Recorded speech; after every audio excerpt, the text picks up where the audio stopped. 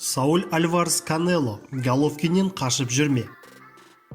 Геннадий Головкин Джермал Чарломен екі жекпе-жек өткізуден бас тартты. Айдос Ербосынұлы үздік ондықта. Баршаңызға ассалаумағалейкум. Сіздермен бірге ERA-X арнасы. Видео ұнаса видеоға лайк басып, арнаға тіркеліп қойыңыздар. Канело Головкиннен қашып жүрме. Matchroom Boxing промоутерлік компаниясының басшысы Эдди Хирн Геннадий Головкин мен Сауль Канело Альварес арасындағы үшінші кездесу туралы жаңалықтармен бөлісті. Канелоның басты мақсаты екінші орта салмақтағы барлық белбеуді жеңіп алып, әлемнің абсолютті чемпионы атану. Ол Головкиннен қашып жүр деп ойламаймын.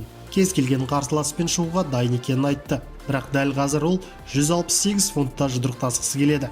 Менің Головкиннің командасындағы жұмысым бір бөлек. Канелоның командасындағы жұмысым бір бөлек. Головкиннің командасында мен жекпе-жектің өтетін жерін анықтап, андеркардында шығатын боксшылармен жұмыс жасаймын. Головкинмен қарым-қатынасымыз жақсы. Дегенмен мен оның жеке жоспарларына араласпаймын. Әрине, мен онымен тығыз жұмыс істегім келеді. Бірақ Головкиннің жеке шаруалармен айналысатын адамдар бар. Мен оларды құрметтеймін. Головкин мен Канело үшінші рет кездеседі деп ойлаймын. Сондай-ақ Головкин әлі бабында деп есептеймін. Маған Мунгуяда, Муратада Крис Юбенкте ұнайды. Геннадий әлемдік деңгейдегі жұлдыз. Сондықтан ол келесі кездесуін өзі таңдайды. Оның алдағы жоспарында Канеломен кездесу өткізу жоқ шығар. Бір білетінім, мамыр айында қазақстандық боксшы Сауль Альвареспен кездеспейді дейді Хирн. Қазақстандық Геннадий Головкин Джермал Чарломен екі жекпе-жек өткізуден бас тартқаны туралы ақпарат тарады. Ақпарат көздеріне сүйенсек, Эль Хеймонның Premier Boxing Champions компаниясы Головкинге WBC чемпионы Джермал Чарломен екі жекпе-жек өткізуге ұсыныс жасаған. Бірін DAZN, екіншісін Fox немесе Showtime стримингінде өткізуді қалаған. Ұсыныстың мәні мынада: екі телеплатформада бір жекпе-жектен алады.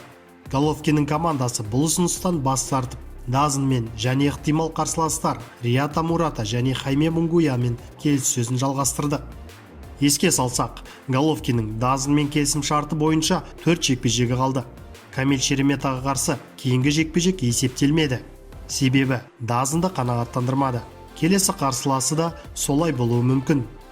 Еске салайық, 7 мамырда Геннадий Головкин IBF тұжырымы бойынша әлем чемпионы атағын мексикалық Хайме Мунгуяға қарсы жекпе-жекте қорғайды. WBA рейтингісінде үздік ондыққа Ербосынұлы ғана енді. Дүниежүзілік бокс қауымдастығының, яғни WBA рейтингісі жаңартылды. Супер орта салмақта жерлесіміз Айдос Ербосынұлы бірінші орында тұр. Ол сонымен қатар WBA интернационал белбеуінің иегері. Бұл салмақтағы әдеттегі белбеу кубалық кіші Дэвид Морельге тиесілі. Ал супер чемпион мексикалық Сауль Альварес. Жан Касабутский ауыр салмақта топ 15 тізіміне енді. Жеңілмеген қазақстандық боксшы соңғы жекпе-жегінде WBA интернационал белбеуін жеңіп алды. Бұл салмақта британиялық Энтони Джошуа WBA титулының иегері. Әдеттегі чемпион атағы америкалық Тревор Брайанның еншісінде. Топ 15 қатарына Садриддин Ахмедов те енді. Ол бірінші орта салмақта 15-ші орында тұр. Бұл салмақта чемпион америкалық Джермал Чарло. Әдеттегі белбеу кубалық Эрисланди Лараға тиесілі. Бірінші жартылай орта салмақтағы рейтингте Батыр Жүкембаев 14-ші орынға жайғасқан. Бұл салмақтың супер чемпионы Ұлыбритания боксшысы Джош Тейлор. Видео ұнаса видеоға лайк басып пікір қалдырайық. Сіздермен бірге болған ERA-X арнасы.